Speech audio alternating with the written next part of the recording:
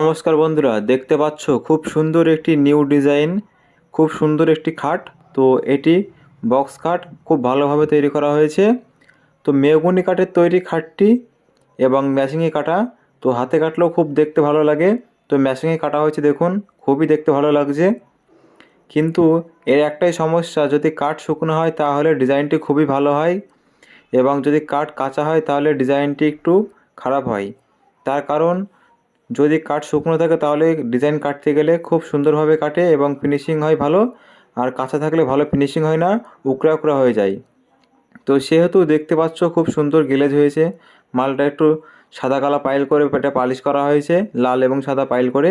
তো লাল সাদা এবং পাইল করলে খুব সুন্দর কালার আসে। তো দেখতে পাচ্ছ সাদা এবং লাল কালা পালিশ করে খুব সুন্দর লাগছে দেখতে এটা। তো নতুন একটি মডেল, খুবই সুন্দর। তো খুব ভালো চলছে বাজারে এখন এই মডেলটি। তো খুব সুন্দরভাবে কাজটি করা হয়েছে, এবং কাঠটি খুব শুকনো ছিল বলে এত ফিনিশিং এসছে। তো কাঠ যদি ভালো ফিনিশিং না থাকে তাহলে পালিশটা ভালো হয় না।